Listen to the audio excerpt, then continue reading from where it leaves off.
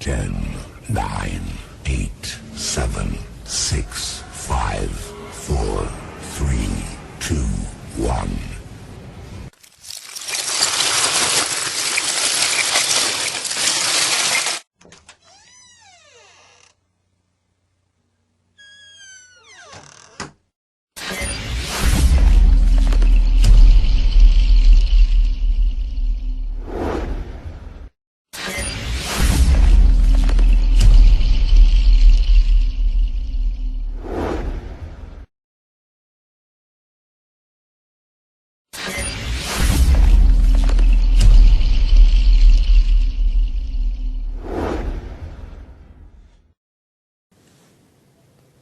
Assalamualaikum warahmatullahi wabarakatuh. Kami dari kelompok 3 akan menerangkan tentang klaster. Klaster adalah proses pembentukan kelompok data berdasarkan kedekatan atau kemiripan. Macam-macam algoritma untuk klaster itu ada banyak. Kita akan menerangkan salah satu dari macam-macam algoritma tersebut, yaitu algoritma K-means, yang akan diterangkan oleh narasumber-narasumber dari kelompok 3. Narasumber pertama sebagai berikut. Teman, kali ini kita akan membahas data mining clustering. Pengertian data mining yaitu sekelompokan data yang diekstrak menggunakan metode data mining dan akan menghasilkan pengetahuan.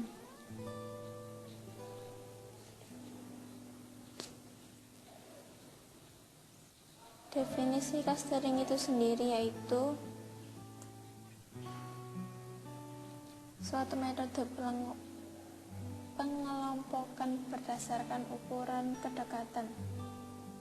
Ada gambar gembok di situ dapat kita lihat. Kita akan mengelompokkan gembok tersebut menjadi 3 kelompok. Kelompok yang pertama berisi gembok berukuran kecil dan berwarna kuning. Kelompok yang kedua berisi gembok berukuran besar dan berwarna kuning. Sedangkan kelompok yang ketiga gembok berwarna hijau dan berukuran besar.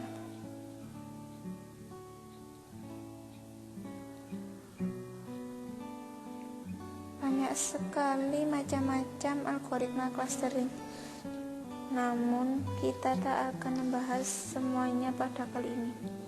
Yang akan kita bahas yaitu algoritma K-means.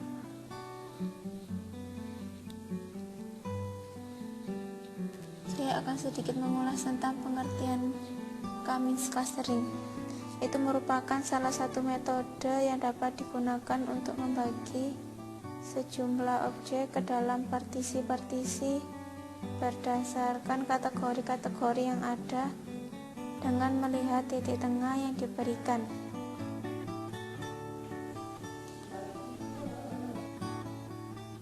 Pengklasteran objek dilihat dari jarak objek dengan titik tengah yang paling dekat. Setelah mengetahui titik tengah terdekat, objek tersebut akan diklasifikasikan sebagai anggota dari kategori tersebut. Berikut ilustrasi dengan mengambil contoh proses K-means titik-titik objek pada bidang XY. Awalnya ada sekelompok objek dengan variabel yang berbeda, yang membuat koordinat di bidang XY berbeda satu sama lain. Objek-objek yang ada belum terklaster. Objek yang berwarna merah, hijau, dan biru itu merupakan sentroid yang telah dibagi. Berikutnya adalah mengklasifikasikan objek ke dalam kategori yang ada secara random. Kemudian membandingkan objek-objek dengan seluruh sentroid yang ada. Masing-masing objek mencari sentroid yang paling dekat dengan dirinya dengan mencari selisih koordinat dari objek dengan sentroid. Setelah seluruh objek dibandingkan, Objek akan diklasifikasikan dalam kategori tertentu berdasarkan sentroid yang terdekat. Langkah terakhir yaitu kembalilah ke langkah 2 sampai tidak ada posisi yang berubah. Selanjutnya akan disambung oleh rekan saya. Narasumber kedua sebagai berikut. Langkah kedua, pilihlah pusat kelompok awal secara random atau acak. Langkah ketiga, tentukan pusat kelompok terdekatnya dan tetapkan sebagai pusat kelompok. Lalu bandingkan rasio tersebut dengan rasio sebelumnya. Jika rasio tersebut besar, lanjutkan ke langkah 4. Langkah keempat, perbarui pusat-pusat kelompok yang didapat dari langkah ketiga. Lalu kembalilah ke langkah ketiga.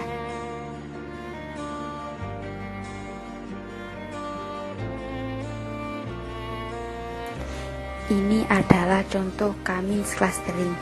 Jika kita memiliki data 1000 dan ingin mengelompokkan menjadi 5 kelompok, maka iterasi yang dibutuhkan sebanyak 30 kali. Proses pengelompokan akan berhenti apabila titik tengah atau sentroid benar-benar berada di titik tengah atau sampai iterasi ke-30. Selanjutnya, jika kita memiliki data 1000 dan ingin mengelompokkan menjadi 10 kelompok, maka iterasi yang dibutuhkan sebanyak 36 kali. Proses pengelompokan akan berhenti apabila titik tengah atau sentroid benar-benar berada di titik tengah atau sampai iterasi ke-36.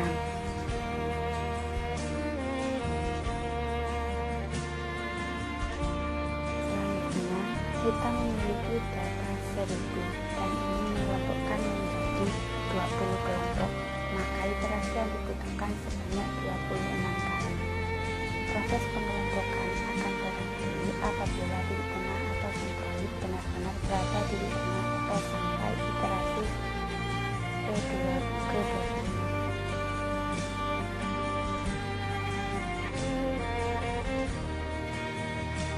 Dan ini datanya berjumlah 5000 dan ini mengelompokkan menjadi 5 kelompok, maka iterasi yang dibutuhkan 33. Proses pengelompokan akan berhenti apabila titik tengah atau sentroid benar-benar berada di titik tengah.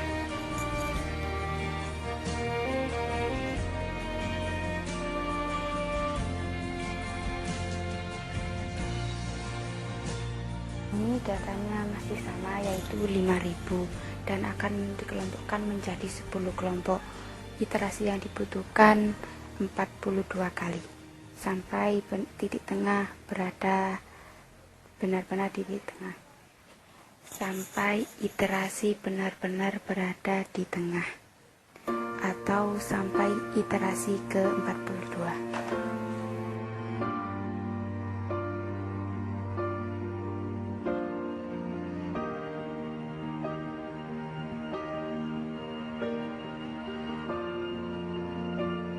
Selanjutnya, datanya masih sama, yaitu 5000 dan akan dikelompokkan menjadi 20 kelompok. Iterasi yang dibutuhkan yaitu 37 kali. Proses pengelompokan akan berhenti apabila titik tengah atau sentroid benar-benar berada di titik di tengah atau sampai iterasi ke-36.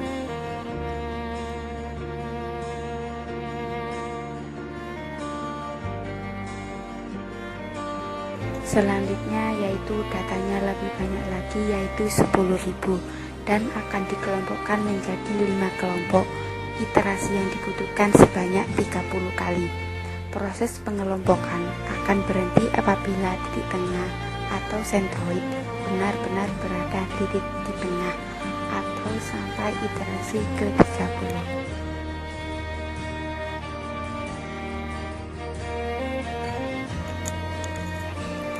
Ini adalah langkah-langkah pada algoritma Cummings. N yaitu sama dengan jumlah data atau banyak data.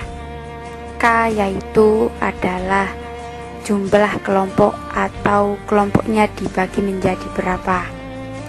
Iteration yaitu iterasi atau pengulangan.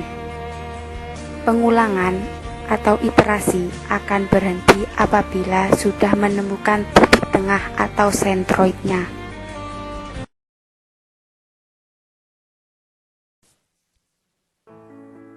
Kita akan mempraktekkan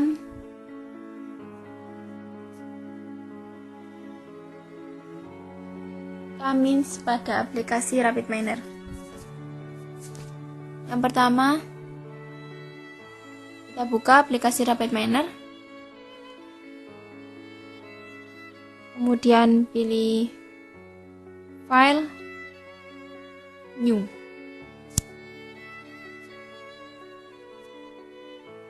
Ini merupakan tampilan proses baru. Setelah itu, tambahkan operator.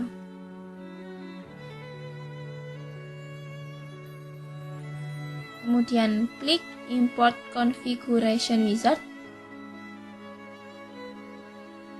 Dan kita pilih file yang akan kita gunakan.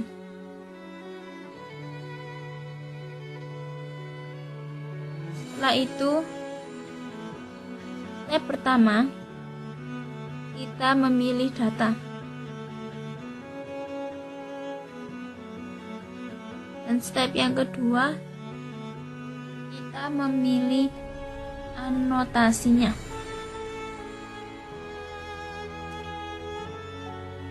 Pada step yang ketiga, kita akan memilih atribut beserta tipe datanya.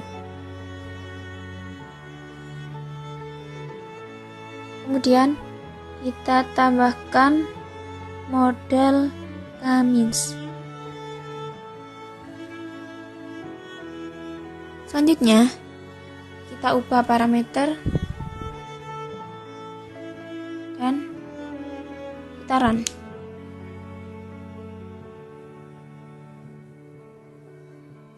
Ini merupakan hasil example set data view. Untuk yang ini merupakan hasil example set metadata view.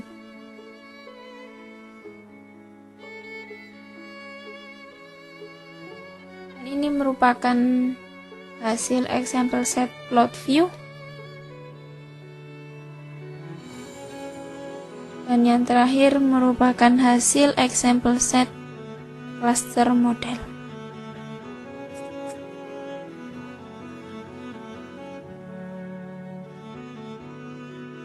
Kesimpulan dari penjelasan di atas yaitu mengelompokkan data dengan tetangga yang terdekat. Sekian dan terima kasih. Wassalamualaikum warahmatullahi wabarakatuh.